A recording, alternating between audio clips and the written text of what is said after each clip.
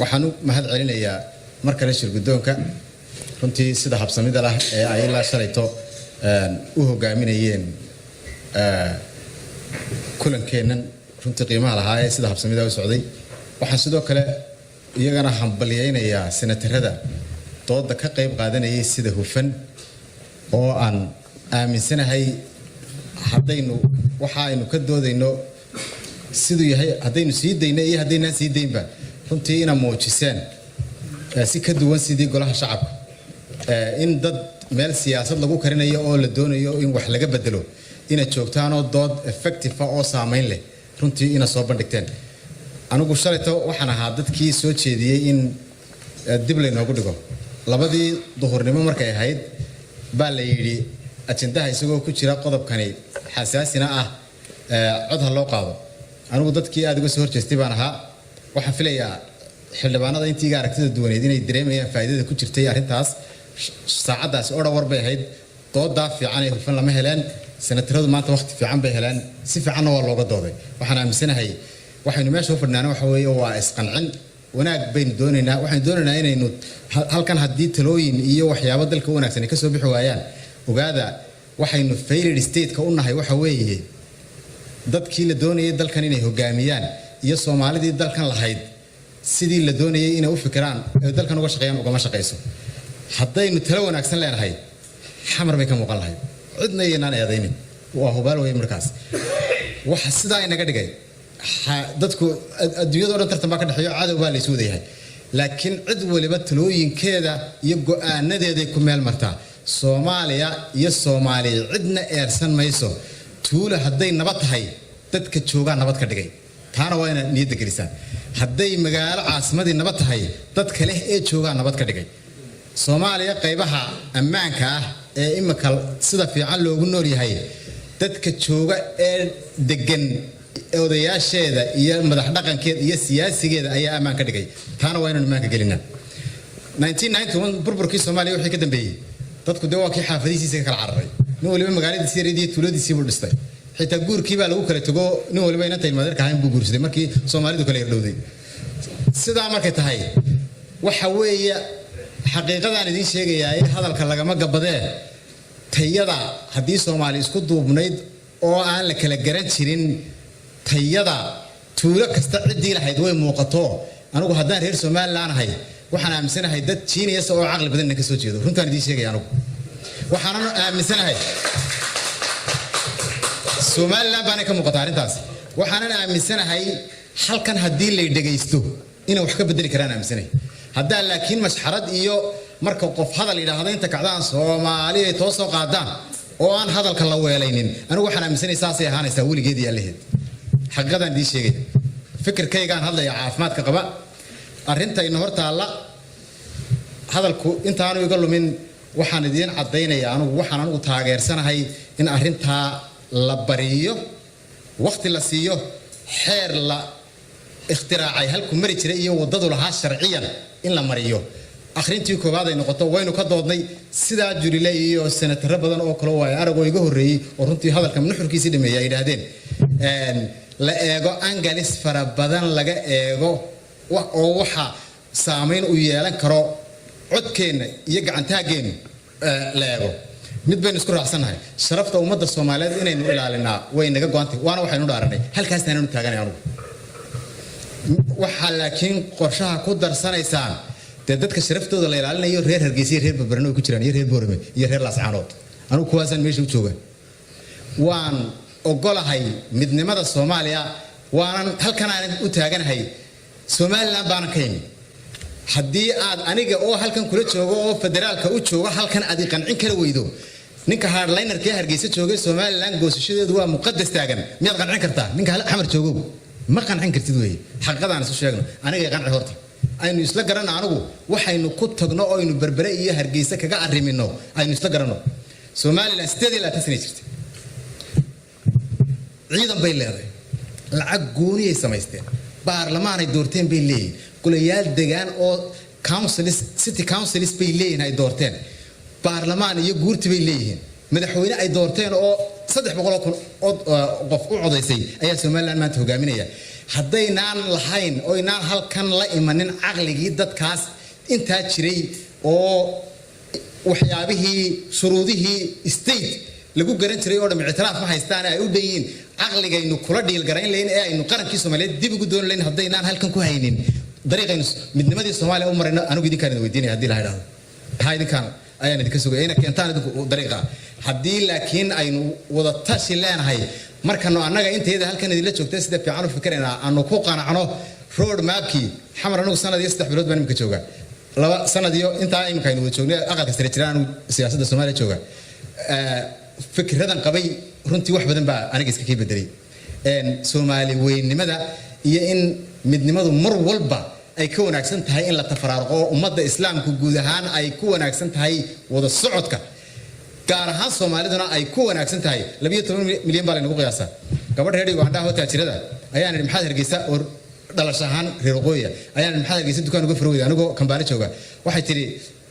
dukaanka ugu weyn Hargeysa maxaad marinaysaa maalintii wax ka iibsadaan bay ku tiri dabadi baan isro faan baan isreena waa caasimadii aan ka yimid waxaan ilaa 500 qof deena kumaad baan halkan ku leeyahay waxay tiri maalintii 20,000 qof wax ka iibsada bay tiri anigu ganacsi baan u socdaa anigu ma reer jacayl bay hayay bay tiri waxaan ka fikirayaa inay Soomaalinimada oo haddii lagu heshiyo oo ay sida ay tahay loo qaato inay ka wanaagsan tahay in gobol loo go anigu saasaan aaminsanay laakiin aynu isla garanno dariiqa loo marayo ama dariiqa shaarka leeg loo taliyo marka la yiraahdo berbera ay DBO wax ka samaysay sharciga habeen lagu sameeyay aroortiina la ansixiyay mashaar leeg baa loo tolay DBO iyo reer Somaliland mise wax dalkan dhaqa oo 100 sano ee soo socda la eegay la faguray oo la eegay saameynta dhaqaale sidii xildhibaanadu sheegeen oo la eegay saameynta siyaasadeed ayaa lagu sareeyay 100% waa ka soo horjeeda anigoo qarannimada Soomaaliyeed aaminsan baan ka soo horjeedaa inaanu kaasi waxaas ummadda Soomaaliyeed dhaqayn maanka aynu ku hayno in proxy war ka jiro Soomaaliya quwada shisheeya Soomaaliya ku dhex dagaalamaya haddaynaan maskaxdeenu aanay capacity gaar ahaynana waxaas oo dhan aanay ku urursanayn de waxaynu meesha u joognaa waa iska khiyaali Soomaaliya waxa ku dhex dagaalamaya dagaalka khaliijka ee carabtu iskaga soo horjeeda xamar gudaheeda iyo Soomaaliya ka socda dagaalka Suuriya ka socda ee Ruushka iyo Mareykanku iskaga soo horjeeda halkan oo ka socdaayo de Sacuudiga iyo Turkiga Sacuudiga iyo haday xulafay yihiin Imaaraadka iyo haday xulafay yihiin Iran iyo dad kale oo aan waligeyn waddankeena imanana dad kale ila xulafayino halka waxa ka dhacaya maanta cid waliba saasay ay ugu haysataa binikuleeda ugu haysa iyo ciyaariyeedin la noqonin haddaynu karno aynu leenahay awoodda inaynu faragelinta Soomaaliya lagu hayo talaabo ka qaadna adag oo sidii Crimea Ruushku markay yiraahdeen waanu gonay oo xagaasun markabka qura dagaalka ka mariyay dadana uu 10 madfac ku dhuftay lagu aamusay haddaynu sidaas samayn karayno aynu xadka Djibouti intaynu badda marro xagaa kaga nimaadno DBO iyo wixii afka taagaba aynu madaxa ka jabino haddaynu awoodda leenahay weeye haddii laakiin xitaa waxaynu ansixinaa inuu cadho abuuro mooyaane aanu waxba tarayn oo xamarayna ka bixi karayna nafkooda ka tagi karayn hadalkeena maxaynaanu miisaamayn sideynaan hadalkayna ka soo baxaya halku ku dhacaya hadalku meel dheer buu ku dhacaa baa la yidhi sideynaan hadalka u miisaamayn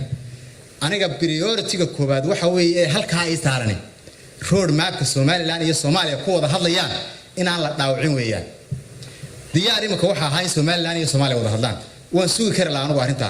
niyad jab ka weyn inta xamar joogay gumu dhicin go'aanka golaha shacabka maalintii ay durdurada ku ansixiyeen dumarkii madaxweynaha ka hor musharaxada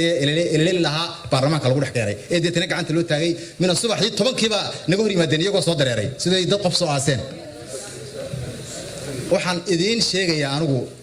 baarlamaan xildhibaanada sharafta leh inaynu si fiican u fikirro ka baaraan degno waxaynu sameynayno saameynta uu heshiiskaasi yeelanaya aynu ka fikirro Imaaraadka Carabta xamar bay safaaradda labaad bay ku leeyihiin ugu weyn safaaradda Turkiga marka laga reebo waa safaaradda labaad ee ugu weyn bay xamar ku leeyihiin Imaaraadka ciidan bay gacanta ku hayaan xamar degan oo xoog u tababaran oo waxay doonaan sameeya oo shalay aynu halka kaga hadlayno senatarada qaar lagu dhibaateeyay bay Imaaraadka gacanta ku hayaan Ethiopia heshiiska qayb ka too xadka ugu dheer Soomaaliya iyada leh ciidankeeduna Soomaaliya jooga amisumna wuu ku jiraa iyadoon amisum ku jirina ciidankeedu xuduudda Soomaaliya dheer halkay doonaan inta ka soo galaan oo shabaab kula dagaalamaan oo cid ay doonaan ee kale ku rabshaan ayay iska noqdaan xamar agagaarkeeda dagaalaha ka dhaca ay al-shabaab iyo qurumo kale inaan garanayn isku laayaan oo madaxweynaha iyo ra'iisul wasaaruhu gariir kun maqlaan hubka la isku ridayo Soomaaliya ma fargelin baa dhiman waxaynu khiyaaliga isugu sheekaynayna qofka ima kale Soomaaliya la soo fargeliyay war Soomaaliya waxa ka socda xamar agagaarkeeda inaan xitaa inagu war haynin waxaana taa keenay waxa weeyaan the failed state baynu report kasta adduunka ka soo baxa ku qoranay oo aynu page-ka koowaad ka qoranay kana baxsan mayno ilaa aynu la nimaadno commitment inaynu waxaynu leenahay Soomaalida ku dhaqno oo aynu waxaynu leenahay dalka ku xukunno fikradaha imika la isku haysta ee xitaa codka imika la qaaday riixayana waxa weeye proxy warkan sheegayo fikradaha shisheeye nagu jira annaga xitaa hana la yiraahdo dil doono dalalka carabta ee isku haysta siyaasadda Soomaaliya ayuu qaar taageeraya qadar iyo way iskaga soo horjeedaan imaaraadka dalkeena labaduba faragelin aan qarsoonayn bay dalkeena ku leeyihiin Ethiopia faragelin ku leh Turkiga faragelin ku leh oo shirkadaha imika ka wada dhawaajiseen ee airport-ka iyo haysta anigu guddiga khayraadka ku jira oversight-ka waxaan ku leeyahay dekada iyo tuulista hawadaba inaan kormeero oo la xisaabtamaan leeyahay wasiirka iyo maariyaha dekada iyo ka tuulistaba aqalka saraan ugu yeerno halkaas aan ku wareysanay mid walba wuxuu yiri oo taas hadda tagaysaan idinku taga idinku ordo u taga beelahay idinku caasimadii ma joogtaan ninkii yiri wuxuu yiri socon weyne wuxuu yiri aan cararo anigu saas ma arkaa xigmad baan xusuusanahay nin reer Soomaaliland oo reer Sayla Abari wuxuu yiri dawladii cigaal baa hadalada naxariistay Soomaaliland mucaarad markaa ku ahaa wuxuu yiri sheeku keer sheekay isagoo baarlamaanka ka hadlaya wuxuu yiri had iyo jeer dadka reer qoygiisa suugaan bay ku cabiraan had iyo jeer fikradahooda oo dad gabayga iyo heesaha iyo waxa aad runtii ugu fiican wuxuu yiri ninba wuxuu yiri Oromaa ayuu nin hal wata ku soo hal foolanaysa ayuu nin eriyay nin Oromaa u soo hoyday buu yiri fiid hashiibo halkan beer halkan galiyay buu ninkii uu dee cunto iyo biyo soo doontay intuu wixii cunayay ninkii ku yiri waa bal hash way foolanaysay beerta baan galiyay in hashi dhashay soo eeg buu ninkii Oromada ahaana weligii hal dhalaysa ma arag loo buu lahaa iyo beer yar hashiibo dul tago wuxuu tagay hashiyo ilma ka soo jeedo sida caadiga normally waxa dhalanaya wax la soo dhacaa qaarka hore wuxuu tagay hashiyo cagaha dambe neeftaba keena oo cagaha dambe ka soo jeedaan inta dambe la soo dhacday neefki yara manoo arag weligii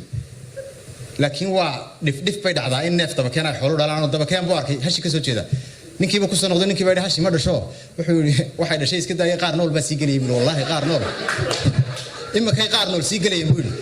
anigu waxaan ka baqanayaa sidaynu u shaqeynayno fikirayno inaynu Soomaali isu keenay iska daayo inay imma ka qaar goostaan oo Jubbaland iyo ku dhawaaqaan waanu goray anu saasan ka baqanayaa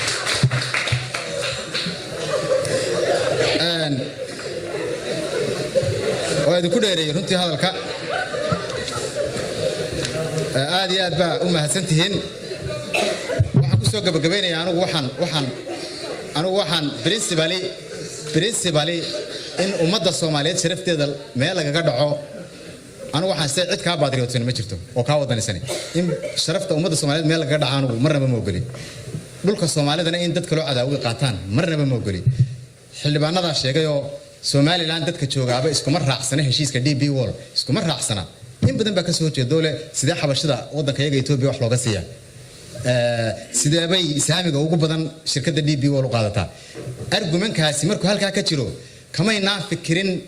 qaabkii siyaasadeed ee dadkaana ayna taageeradooda u lumin lahayn dadka Somaliland ayna waxba ku yeeli lahayn heshiiskana ayna balinu sii socon karo iyo qiimeyn rasmi ah runtii mayna sameeyeen marka waa ka baxay runtii waxaan ku soo gabagabeynayaa waxaan la mowqifay oo soo jeedinayaa gudoomiye in la mariyo processkii ay mari jireen xeerarka la soonka ay mari jireen waliba kan uu ka sii xasaasisan yahay waxaan ku sii daray anigu in loo yiro iyo dad sharci yaqaanaana la kaashado gudida u xil saaran iyo cidii lagu xoojinayo loo diro waqtina la siiyo. Assalaamu alaykum.